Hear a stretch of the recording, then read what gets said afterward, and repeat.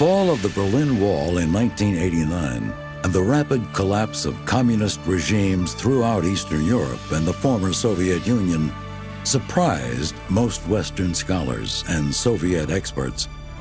For some, however, it confirmed what they had suspected all along, that communism was a vision of society ultimately doomed to failure.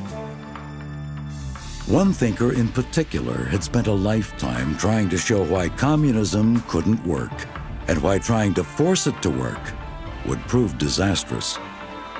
Before he was finally vindicated, Friedrich August von Hayek was dismissed, ridiculed, and ignored. Yet, in the end, even defenders of socialism came to concede that he was right. To a remarkable degree, Hayek's personal and professional fortunes and the intellectual battles in which he found himself are also the story of the 20th century. In his 25 books and hundreds of articles, Hayek articulated an elaborate and inspiring vision of the free society. His insights continue to shape how we think about the social and economic problems of our time. Liberty Fund proudly presents A Profile in Liberty, the life and thought of Friedrich August von Hayek.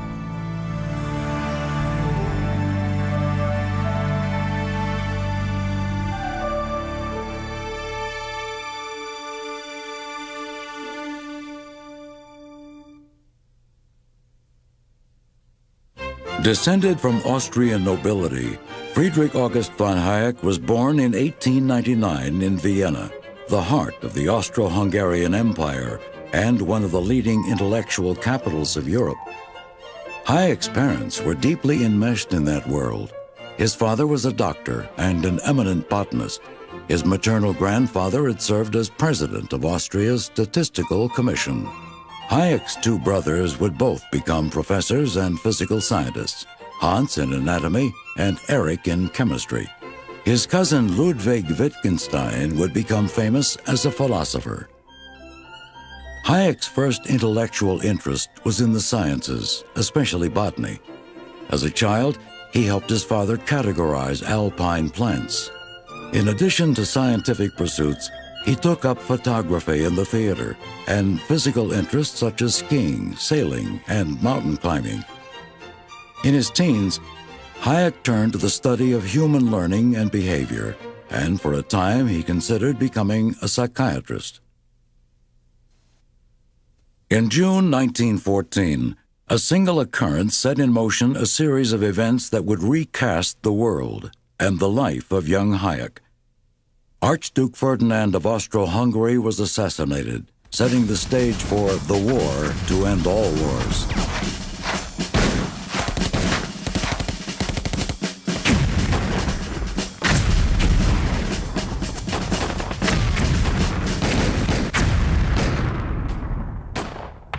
World War I's effects were devastating to the old order. The long-standing Austro-Hungarian dynasty of the Habsburgs was out of power. In Russia, the Romanov dynasty had been destroyed, and communism was the new social order. Hayek, like many young Europeans after the war, was drawn to socialism. For Hayek, the appeal of socialism lay in its attempt to solve social ills by applying scientific principles to government planning and control of the economy. Hayek was pulled towards the Fabian variety of socialism, which favored peaceful, gradual government interventions rather than the sweeping and violent revolutions advocated by Marxist socialists. I never got captured by Marxist socialism, on the contrary. Then I counted socialism in its Marxist, frightfully doctrinaire form, and the Vienna socialists, Marxists, were more doctrinaire than most other places. It rather repelled me. Hayek entered the University of Vienna, a major center of intellectual activity. The war had created poor material conditions, but the school was still a vibrant and exciting place. It was here at the university that Hayek was first introduced to the Austrian School of Economics. This group of scholars extended the insights of the 18th century economist Adam Smith regarding the workings of a free market economy. In his classic work, The Wealth of Nations, Smith had sought to explain the tremendous growth in commerce that had taken place in the West during the 17th and 18th centuries. In opposition to the dominant views of his day, Smith saw that a prosperous economy arises not from the actions of governments, but through the voluntary actions of buyers and sellers in the marketplace. In Smith's understanding, no one person or group dictates what the supply and demand of goods will be. Rather, each person acts in his or her own interest. As long as exchanges are allowed to be free and voluntary, neither buyer nor seller will trade unless they both stand to gain from the transaction. According to Smith, the ultimate consequence of all these various exchanges is a flourishing and orderly economy. Adam Smith was also the first to point out the fundamental importance of the division of labor as part of a prosperous economy. Through division of labor, the particular knowledge and skills of individual men and women contribute to the creation of a vast number of goods. This insight continues to be of central importance to our understanding of a well-ordered society. Smith's insights were extended by the Austrian school economists, beginning with the publication of Karl Menger's path-breaking book, Principles of Economics. The central point of Menger's work, which was published in 1871, was that the value of any given product is determined not by the amount of labor that went into making it, or by the costs of production, but by the individual desires of the buyer and of the seller. Each consumer determines how much of his property he is willing to give in exchange for someone else's product or service. Likewise, each producer determines how much he or she will accept for their product or service. Trade will only take place if it benefits both parties in an exchange. And only those individuals involved in the exchange have complete knowledge of the benefits they seek and what they are willing to give in exchange. This emphasis on the individual and subjective nature of economic information, which was begun by Menger and continued by the Austrian school economists, would prove to be the bedrock of Hayek's own work. The Austrian school convinced Hayek that there can be order, such as the order that exists in markets without a centralized designer. This idea opened the door to his own insights regarding spontaneous order, the division of knowledge, and the role of prices in conveying vital information, and the rule of law. These ideas would set him on a collision course with the dominant political trends of the 20th century. In 1921, Hayek received his doctorate in law, and 2 years later was granted a doctorate in political economy. While at the University of Vienna, he had studied philosophy, law, and economics. It was shortly after taking his formal degree in political economy that Hayek met Ludwig von Mises for the first time. Mises was director of the Austrian Chamber of Industry and one of the leaders of the Austrian school's second generation of scholars. He would have a deep influence on Hayek's work. So I came to him with a letter of introduction by von Wiese, who was my real teacher, who described me as a promising economist. Mises looked at me, promising economist? I've never seen you at my lectures. But we became very great friends afterwards. Mises' book, Socialism, had a significant impact on Hayek's economic thought. In it, Mises attempted to show that in economic terms, a socialist state was technically impossible. Mises argued that since socialism denied a system of voluntary exchanges, the relative prices that provided signals for decision-making were missing. Without these signals, coordination of activities within the economy is impossible. In 1924, Hayek began attending Mises's private seminars. These events were considered the center of economic debate in Vienna. If I'd come to him as a young student, I would probably have just swallowed his views completely. As it was, I came to him already with a degree. I'd finished my elementary course, so I approached him in a slightly more critical fashion. And being for 10 years in close contact with a man with whom conclusions you on the whole agreed, but whose arguments were not always perfectly convincing to you, was a great stimulus. In 1927, Hayek and Mises co-founded the Austrian Institute for Business Cycle Research. The board included prominent economists. Young Hayek, the Institute's director, was beginning to solidify his reputation as a world-class economist. In 1929, Hayek began his first teaching position at the University of Vienna. That year also saw the publication of his first book, Monetary Theory and the Trade Cycle. In this work, Hayek expanded on the Austrian school's theories by developing the idea that the prices of goods and services, including interest rates, are information signals which are vital to the independent plans of consumers and producers. The main point of Hayek's book was that usually these information signals make possible harmonious and spontaneous overall adjustments within the economy. However, government intervention in the economy can cause false or distorted signals, which can ultimately lead to economic ruin. The core of the argument was simple. In a well-ordered economy, prices convey knowledge, and for the economy to function properly, that knowledge must not be distorted by government intervention. This basic idea would set Hayek in direct confrontation with two major trends in economic thinking: socialism and Keynesianism. For Hayek, economic knowledge is dispersed among individuals. This division of knowledge, as it would later be called, makes the central planning desired by socialists impossible.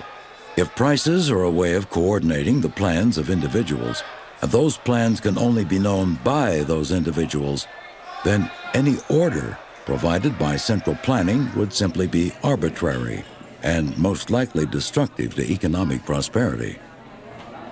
Hayek's insights were also directly at odds with government policies designed to enhance consumption, either through monetary inflation or through government spending. These policies were the very heart of John Maynard Keynes' more moderate interventionism. With his first book, Hayek had rebuffed the two most dominant trends in economic thought. In England, Hayek had come to the attention of Lionel Robbins, who was soon to head the prestigious London School of Economics, or LSE. The LSE was looking for someone intellectually capable of taking on John Maynard Keynes at the University of Cambridge. Robbins invited Hayek to come to England and give a series of 4 lectures. Hayek literally swept the audience off its feet, and he put forward a view of the Great Depression that seemed to be both accurate and complete. Hayek was invited to become a professor at the LSE, and in 1931 he and his family moved to London. Soon Hayek and Robbins, by now a good friend, were emulating Mises by holding their own private seminars. These lively gatherings attracted many international economists. It was during his time at the LSE that Hayek laid down the basis for his larger theory of spontaneous order. Working out the implications of his idea that prices are information signals, he began to extend this insight to the workings of society in general. It is the idea that there can be great orderliness in a society even though there is no one doing the ordering. To achieve this orderliness, however, it was essential that prices be allowed to fluctuate without interference. Societies cannot be organized without the signals that come through a free enterprise system using prices and profits. Hayek thought that prices and profits primarily convey information. Hayek's theory of information or knowledge was groundbreaking. A market is a system of the utilization of knowledge, which nobody can possess as a whole, which only through the market situation leads people to aim at the needs of people whom they do not know, make use of facilities of which they have no direct information, all this condensed in abstract signals, and that our whole modern wealth and production could arise only thanks to this mechanism is, I believe, the basis not only of my economic but as much of my political views. His most important contribution is to extend the paradigm or idea of Adam Smith about division of labor and making it into division of knowledge. You need the market because you need a way in which people can benefit, can capitalize on what they know that's different from other people, and in the course of this capitalizing on their specialized knowledge, they share this knowledge with other people. This linking of the dispersed nature of knowledge with the theory of spontaneous order lay at the core of Hayek's distrust of central planning. In his view, no central planner could gather together enough knowledge to create the same order and richness that occurs spontaneously in a free market. If production had been directed by a central planning agency, would they have directed in the internet technology, which is so revolutionizing human life? Hayek argued that central planning authorities don't develop that sort of planning ability, that they're inevitably bureaucratic and they prevent the new and the creative and the diverse from emerging, and that what you want to do is have a society in which individuals are free to do as much as what they want, whatever they want to do, as long as they're not physically harming someone else. To Hayek, central control over individual economic decisions leads inevitably to control over what individuals are allowed to do and the ideas they are allowed to develop. Hatte immer außerordentlich schöne Zitate. An ein Zitat, aber das ist. He placed a beautiful quote at the beginning of every chapter of The Road to Serfdom. And there is a quote by Belloc he placed at the beginning of a chapter where he says, let me see if memory serves, the control of the production of wealth is the control of human life itself. Ist das Kommando über das menschliche Leben schlechthin. These insights led Hayek into a prolonged debate with the socialist thinkers of his day, a complicated dialogue that became known as the socialist calculation debate. On his side, Hayek extended Mises' earlier argument that socialism was technically impossible. Both Hayek and Mises' great accomplishment was to turn the question of socialism from a moral question to a practical question. It wasn't whether individuals are good enough for socialism, it's a question of whether or not socialism can practically be the way a society can be organized. Hayek argued that without freely adjusting prices based in private property, there were no signals for socialist planners to use in calculating the relative values of goods and services, and there was no information for deciding which production methods were most efficient. But scholars influenced by socialist ideas were not persuaded by the arguments of Hayek or Mises. Perhaps the most vocal critic of the Austrian school was Oskar Lange, a prominent Polish socialist. According to Lange, Mises had provided a service to the socialists by pointing out the need for a more careful system of economic accounting that would guide production resources in a socialist economy. Rather than pointing out the impossibility of socialist calculation, said Lange, the Austrians had merely pointed to a problem that socialist thinkers could certainly solve. The socialists always operated, and still do, as if intellectual elites can govern society from above. And what Oskar Lange did, for example, was only to switch the elite from, say, kings and emperors and others, benevolent despots of days past, into the enlightened economists that could run and operate the economy from above. Despite having missed the real point of Hayek's criticism, Lange's arguments were persuasive with both academics and the general public.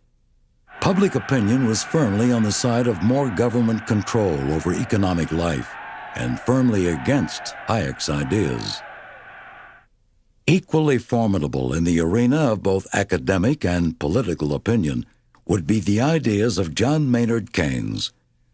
Rather than advocating the complete nationalization of the economy, as the socialists did, Keynes and his followers contended that the government should stimulate economic growth through monetary inflation and through spending on public projects. This ran directly counter to Hayek's contention that government intervention distorts the information conveyed by prices. Hayek argued that although under Keynes' approach there may be indeed short-term stimulation of the economy, prices will no longer transmit accurate information between producers and consumers. This would result in the wrong things being produced in the wrong quantities at the wrong time, or what Austrian school economists refer to as malinvestment. The debate between Hayek and Keynes would continue until Keynes' death at the age of 63 in 1946, and it was a debate that, at the time, Hayek appeared to lose decisively. Beginning in the early 1930s, Keynes and Hayek sparred publicly on how to break the Great Depression that held the world in its grip. A central issue was what role the government should play in attempting to increase employment and stabilize the economy. For Hayek, it was a matter of letting the system, which had been actively discoordinated through government inflation of the money supply, recover naturally. Artificial intervention only postponed and aggravated the necessary correction. Keynes vehemently disagreed. Keynes's view was that now it was the purpose of government to get the economy rolling again, to prime the pump, for there to be government work projects, for there to be government transfer payments, whatever could be done to get the economy moving again. Underlying these disputes was another point of disagreement between these two great thinkers. Hayek concentrated on individual transactions between buyers and sellers. Keynes, however, argued that the important figures were economic aggregates, such as total unemployment and gross national product. Hayek held that aggregate figures only hide important economic information, which is necessarily individualized and dispersed. Hayek reviewed Keynes's treatise on money, which had just coming out, just slamming it. And then Keynes responded with a review of Hayek's own book, Prices and Production, which Keynes thoroughly demolished. In the Keynes debate, as in the socialist calculation debate, Hayek pressed the notion that government economic planning was inherently doomed by the knowledge problem. No bureaucrat or central planner could ever possess enough knowledge of individual needs to design an efficiently functioning and prospering economy. For Hayek, the myriad calculations government planners would require in order to address a situation made complete and current knowledge unachievable. In addition, and perhaps more important, the kinds of information necessary for successful planning are impossible to centralize. This information consists of non-scientific, personal, particular knowledge, or what Hayek called knowledge of time and place. His alternative was the spontaneous order of a free market, which efficiently and accurately made these calculations every day. What happens in a modern society is the absolutely unpredictable result of millions of individual decisions going on all the time. I think that's a very interesting idea, and it's powerful because it's so counterintuitive. The Hayek-Keynes debate took a decisive turn in 1936 with the publication of Keynes' famous book, The General Theory of Employment, Interest, and Money. This work, one of the most influential books on economic policy in the 20th century, defined Keynes' attack on classical liberal economics. But despite its significance, Hayek did not mount a public counterattack. He thought that Keynes' latest theory would not succeed, and he knew of Keynes' habit of frequently changing his mind. Hayek would later admit that his failure to publicly respond to the general theory was a serious miscalculation. He would not get another opportunity to publicly debate Keynes on these issues. The greatest boost to Keynes' theories came in America, where voters turned out the staid Hoover for the dynamic Roosevelt. Roosevelt initially gave Keynes' ideas half-hearted support, still hoping to balance America's budget. But with the economic situation worsening, FDR embraced Keynes' ideas and dramatically expanded the role of government in American life. The late 1930s and early 1940s were difficult times for Hayek. In addition to losing the popular verdict on his ideas, Hayek watched as the clouds of major conflict gathered across Europe. One of the most horrific social forces of the century was about to plunge the world into its second global war. Hayek was especially frustrated by what he saw as his colleagues' misperception of what was unfolding.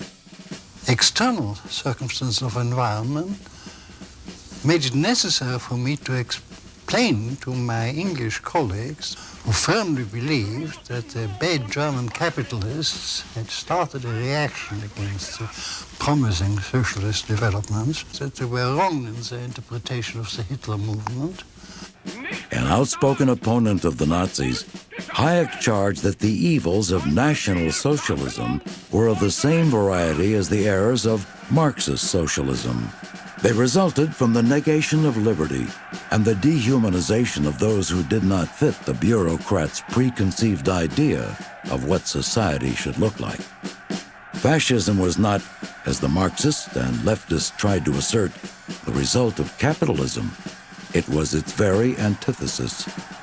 Hayek's deep concern about the events of his time were leading him to apply his ideas to a broader social context. World War II had the effect of changing Hayek's focus of interest. And whereas during the 1930s he had been primarily a technical economist, participating in the technical economic debates of the day, from the 1940s onward in his career, and he lived until 1992, so that's a half century, he basically moved into the area of social philosophy. And I think that it's here that his greatest contributions were. In 1944, Hayek was made a Fellow of the British Academy. That same year, a pivotal event would again propel Hayek onto the international stage, the publication in England of his most famous book, The Road to Serfdom. This was a hugely popular broadside in which Hayek made the claim that even mild government intervention could ultimately lead to a totalitarian state. Hayek had grave concerns about communism and Russia's role in the world, but he was also targeting socialism closer to home. There was quite a bit of central planning at that time. In fact, that's what the Labour government came in immediately after the end of the European war against Hitler, and that's what they wanted to do. They wanted to introduce a form of socialism. Hayek's thesis in The Road to Serfdom was simple enough. Even piecemeal planning leads to unintended consequences that require even more planning and eventually can lead to attempts at central planning and totalitarianism. Government errors would be compounded when the same planners who made them then tried to set them right, leading to even more government intervention. Ultimately, the people in a society would be made to fit the bureaucrats' plan, rather than the other way around. If a government goes wrong and enforces the mistake it has made, there's no automatic correction of any kind. He made it crystal clear to anybody who was willing to open up their minds that you couldn't possibly gather enough information in a central bureau to direct a vastly complex economic system. You can barely do it for a simple village economy, but at least there wouldn't be egregious errors. Even well-intentioned states would eventually claim the power to make any decision necessary for the state's well-being. And since morality would at some point be sacrificed to state effectiveness, those who found it easy to make such trade-offs would ultimately rise to the top. This further endangered liberty. I think people in the West don't understand this point well, because they thought they have already got the worst politicians in the world. But if they live under China, they will really know how, or inform Soviet children, how the real worst get on the top. Reaction to the road to serfdom was swift on both sides of the fence. One lecturer told an American audience that Hayek's statement about state intervention leading inevitably to totalitarianism was so obviously untrue that Hayek could not really have meant it. Many others expressed a different view. One Washington Post writer has since suggested that the book was the first shot in the intellectual battle that would turn the tide in favor of conservatism, and many believe it had the ultimate effect Hayek hoped to accomplish. The road to serfdom was not a prediction, it was a warning. It was a warning that if we embarked on a certain road, there would be unintended consequences. The Road to Serfdom has been published in more than 15 languages and has been in active print somewhere in the world since 1944.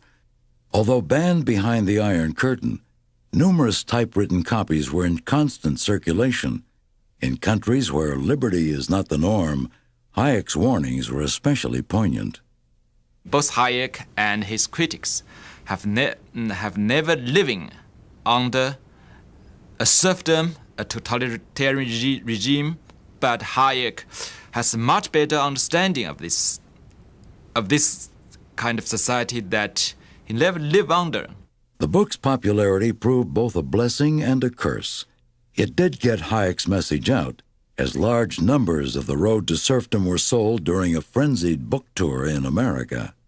Hayek became genuinely famous in both the United States and Great Britain as a result of The Road to Serfdom, and he became known as the most prominent classical liberal or libertarian-oriented intellectual or scholar in the world. But the enormous popular appeal of The Road to Serfdom masked a widely held academic disdain for its author. He had dared to disagree with the prevailing confidence of academics in socialism. And I think that was one of his outstanding characteristics, was that he was willing to take unpopular views and persevere with them, even when he would be ridiculed and criticized by his colleagues and peers for doing so. I think it's probably one of the best examples of well-reasoned argumentation I've seen in the 20th century, but it was considered unscientific polemic. He'd had such a rough handling. I mean, he was not widely welcomed. I would ask academics to meet him, and some would do so, but some academics would say, I don't want to be that man. Hayek had known that he would suffer as the result of writing the book. It came in America just at the end of the great enthusiasm for the New Deal. And it was treated, even by the academic community, very largely as a malicious effort by a reactionary to destroy high ideals. With the result that my reputation was down to bottom, even among the academics. Labor was elected overwhelmingly in the general elections of 1945 and proceeded to move in exactly the opposite direction to that which Hayek had recommended. Many industries were nationalized, a vast welfare state was established. On the world stage, free market ideas were rapidly losing ground to Keynesian theories. This was in part the result of the popular perception that economic planning during the war had successfully mobilized resources and could do so in times of peace. Hayek, however, argued that equating a peacetime economy with wartime planning was a fundamental error, but the tide of academic opinion was solidly against him. Hayek recognized the need to preserve the ideas of classical liberalism.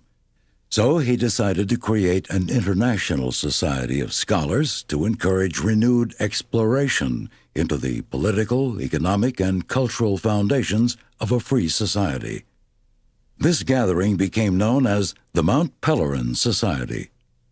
Hayek felt like that the whole world was going socialist immediately after World War II, and he felt like there was a desperate need to at least establish some connections between those who still held classical liberal notions. And so he got the Mopale Run Society organized in 1947. Und da hat Hayek durch diese große Sammlungsbewegung, Hayek, through this grand assembly or gathering, overcame the isolation of individuals and united liberal scholars from history, political science, economics, and philosophy, all of whom felt motivated to defend the free society. zusammengebracht hat, die alle dem Axiom der Freiheit sich verpflichtet fühlten. In 1947, the group met in a small town in the Swiss Alps. The first conference lasted 10 days. That first meeting, and the larger one that followed it in 1949, brought together intellectuals from a world still devastated by the recent war. This meeting was the first time that Germans had met with Americans since the war, that some Hollanders, Netherlands people had met with Germans since they'd been in concentration camps. There were many emotional events or scenes that took place. Hayek served as president of the Mont Pelerin Society until 1960, then as honorary president until his death.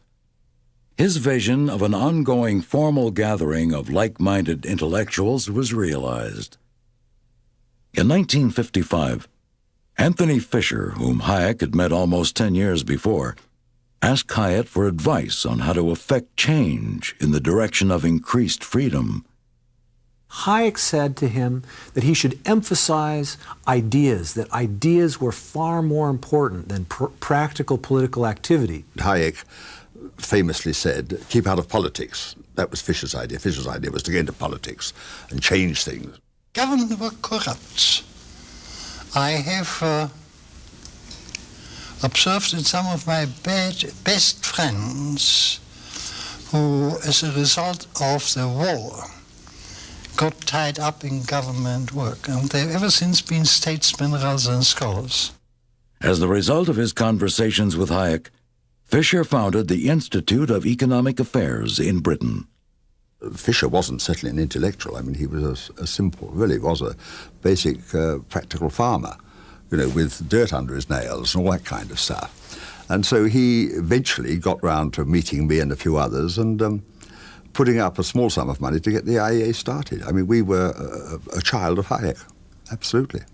Hayek believed that resources should support education.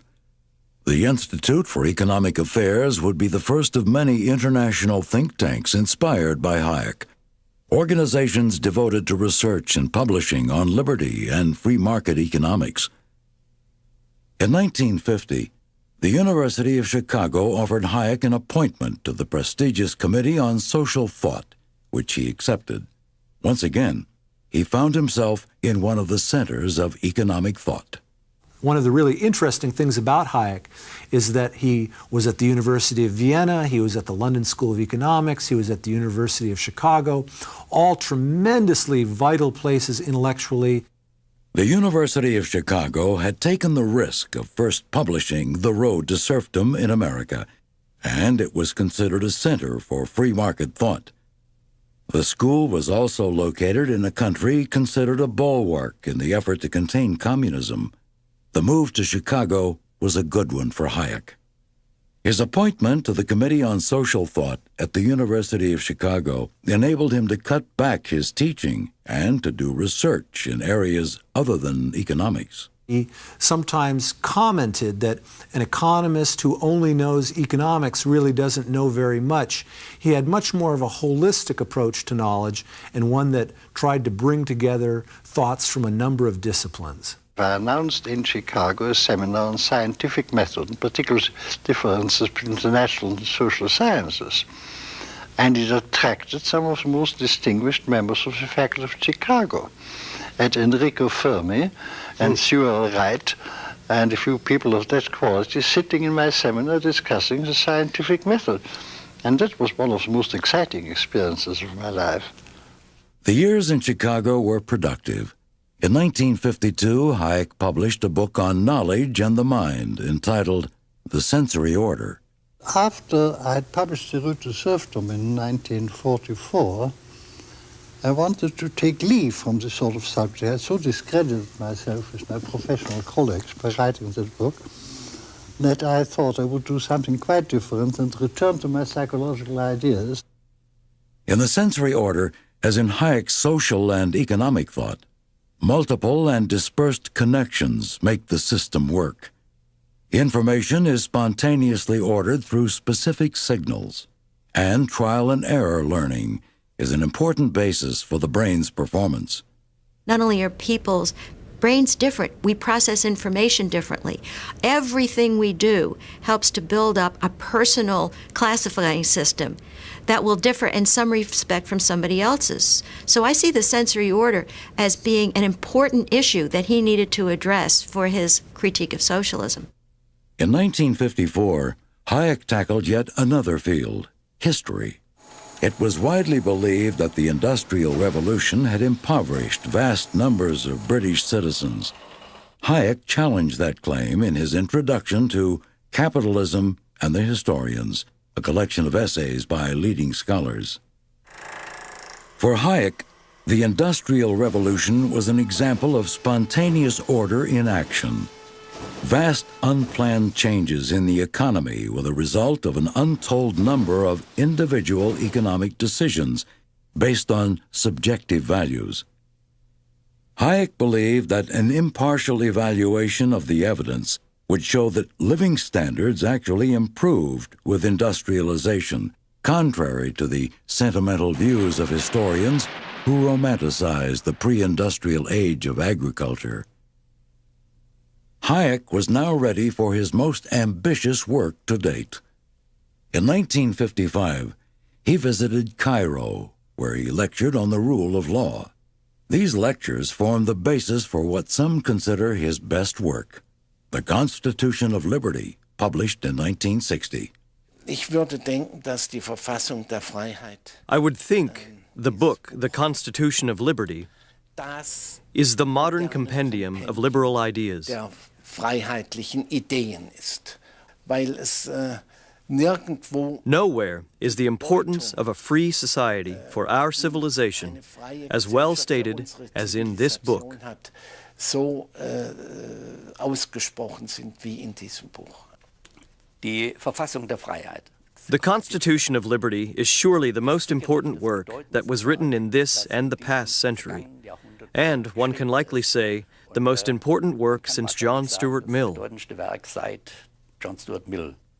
The Constitution of Liberty recasts the long-standing ideas of classical liberalism in modern terms.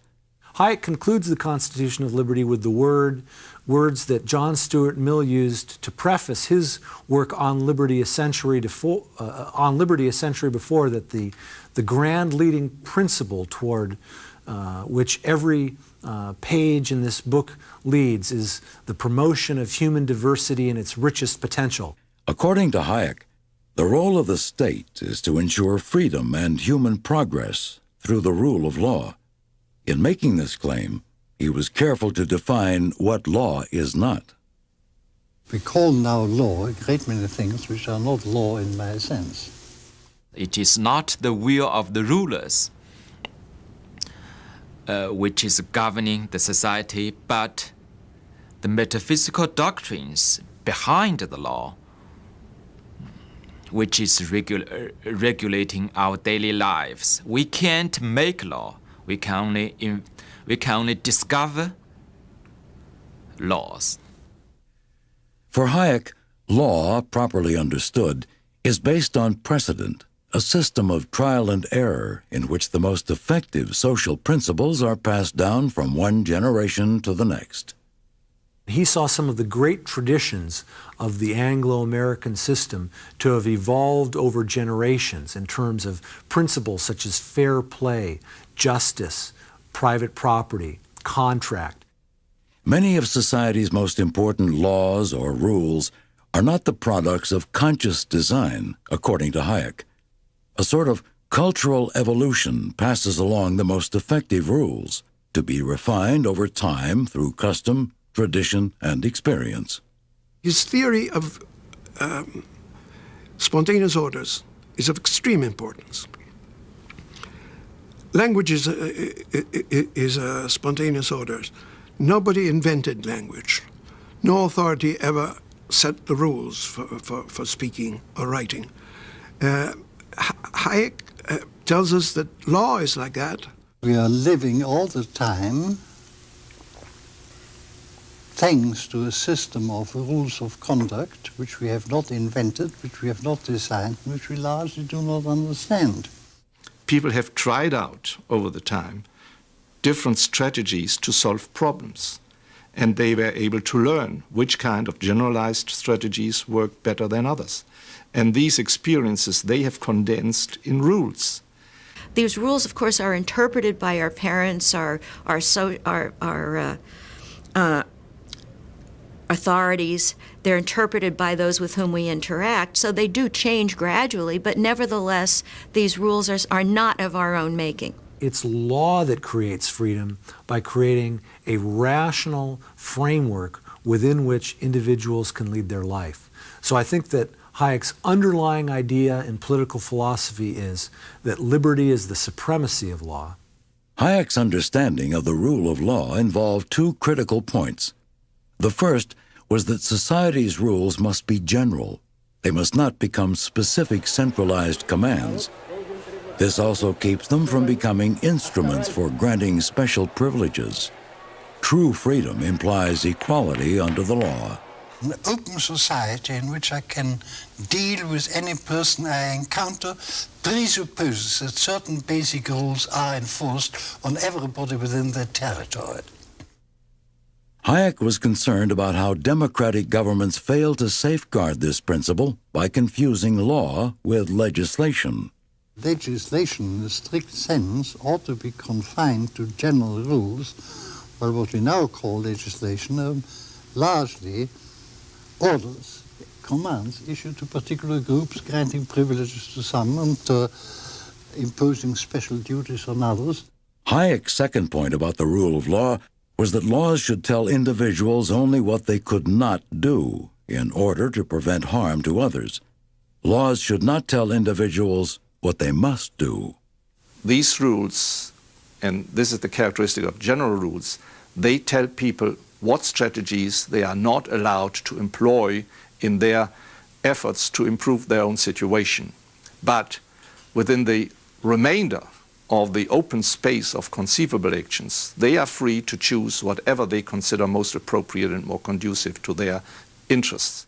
Hayek did grant that government might need to guarantee a minimum set of specific protections in areas such as health care, the environment, and disaster relief. But he argued these should be privatized whenever possible. The Constitution of Liberty has taken its place among the great works of classical liberal theory. Such an immense scholarship I have never before discovered. That is absolutely surpassing. And the ideas there, especially the ideas about the justice problem, about the problem of spontaneous interaction of 10,000s of people, all of them having completely different value convictions, and how we can find people, or we can find ways and means to make people with completely different value convictions to live together in more or less peace and freedom. That was something what still fascinates me. That is actually, for me, the quintessence of economics. In the early 1960s, Hayek unexpectedly received an invitation to teach in Freiburg, West Germany. Freiburg was the professional home of his old friend and Mont Pelerin Society member Walter Eucken, who had died in 1950. Ludwig Erhard, another Mont Pelerin Society member, was soon to become Chancellor of West Germany. After moving to Freiburg, Hayek pressed on with the development of his ideas on spontaneous order. By 1969, he had almost completed the first volume of Law, Legislation, and Liberty. This work, which he planned to publish in 3 volumes, was to expand on the concerns he had addressed in the Constitution of Liberty.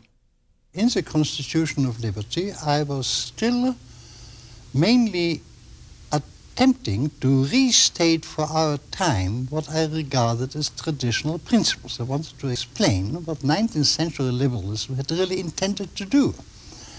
It was only at the time when I practically finished the book that I discovered that 19th century liberalism had no answers to certain questions. Law, Legislation, and Liberty was eventually to be a work of sweeping scope and substantial importance. But before the first volume was finished, Hayek began to suffer from a severe depression. Years of standing against the academic and political mainstream were apparently taking their toll. Even after he finally finished the first volume in 1973, Hayek's outlook had not improved.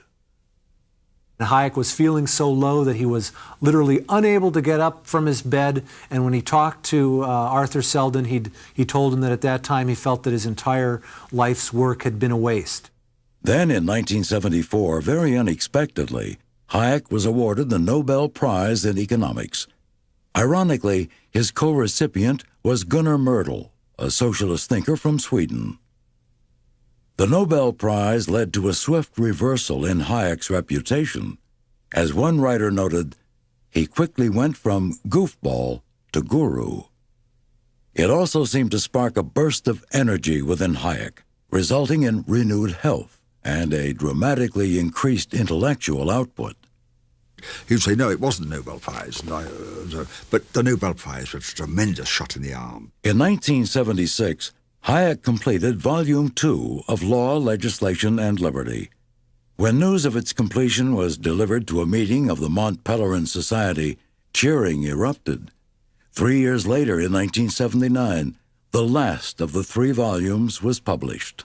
I thought very highly of Road to Serfdom.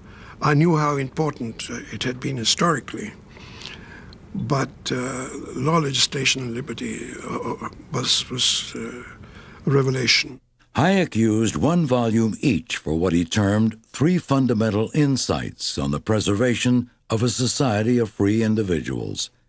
The first of Hayek's 3 insights was order without commands. This was a further clarification of his concept of spontaneous order. Hayek persisted in combating the misperception that order is equivalent to a single overarching vision or plan. He argued that order occurs spontaneously in society because all of the plans of individuals are coordinated through various mechanisms that transmit information such as market prices, customary practices, values, language, and tradition. It is very exciting to transpose what one thinks of as a vast network of operations of people exchanging money and goods, suddenly to discover that this really has a totally different aspect altogether. And I think that's a brilliant illumination. Hayek's second insight addressed the concept of social justice. For Hayek, the term social justice was without any clear meaning and could be used simply to dress up the political bias of the user. As a standard by which to judge the economy, it was at best useless and at worst harmful, since it obscured the real nature of both justice and social order. Any deliberate attempt to correct the distribution according to supposed principles of social justice are ultimately irreconcilable with a free society. Hayek believed in what he considered true justice, which sprang from the genuine equality of individuals under the rule of law. Distributive equality was another matter. True justice is impartial and impersonal. Differing conditions among individuals and groups which are not the result of interference do not imply a lack of social justice. It's not facts which are fair, it's human action which is fair or just. And to apply the concept of justice, which is an attribute of human action, to a state of affairs which has not been deliberately brought about by anybody, is just nonsense. The third of Hayek's trilogy of insights was that democracy did not necessarily equate to liberty. Confusing democracy with liberalism was, for him, a tragic illusion. Far more important was a constitutional order that would limit the power of government to interfere with the spontaneous order of society.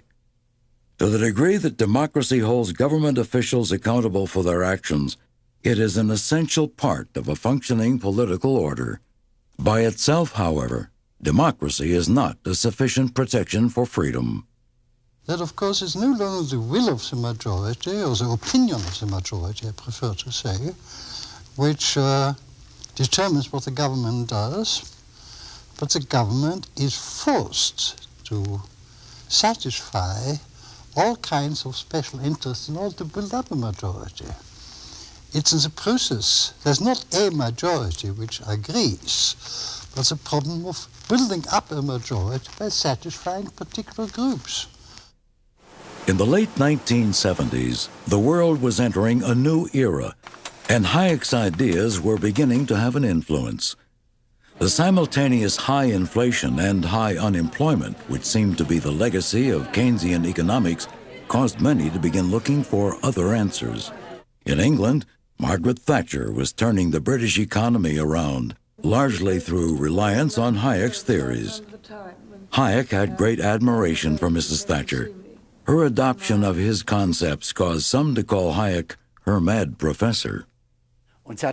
Once she pulled the Constitution of Liberty out of her bag, placed it on the table, and said, "This is our program."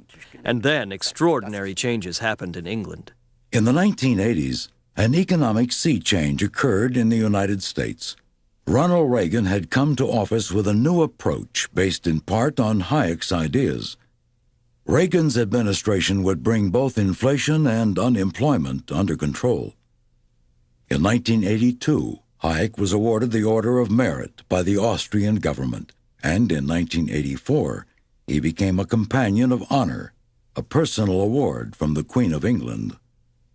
Hayek's final book, The Fatal Conceit, was published in 1988. In it, Hayek warned his readers against the temptation to assume that social institutions and inherited practices can simply be altered or abolished to suit the momentary objectives of would-be reformers. In 1989, at the age of 90, Friedrich Hayek witnessed the dismantling of the Berlin Wall, the victim of unworkable government economic planning and increasing pressure for freedom. This was the first step on the road away from serfdom and the ultimate affirmation of Hayek's ideas about the nature of order in human society. If you were a good Hayekian, it should have been inevitable that communism was going to fall, because it should have been inevitable that this terribly inefficient system was going to at some point just grind to a crashing halt.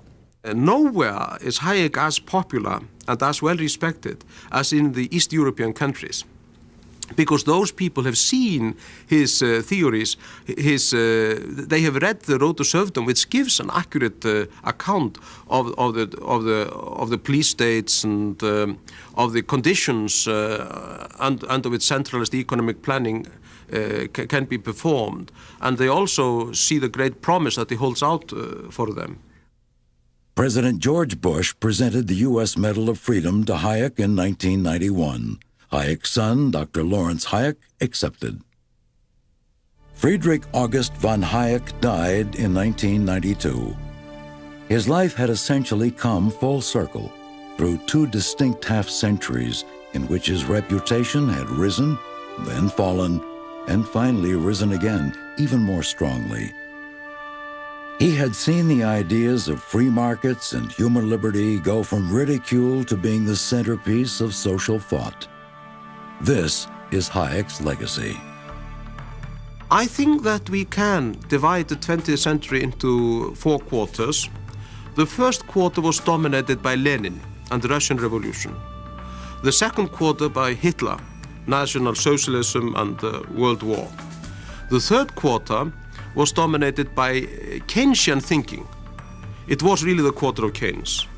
But the fourth quarter of the 20th century was characterized and dominated in some ways by Hayek.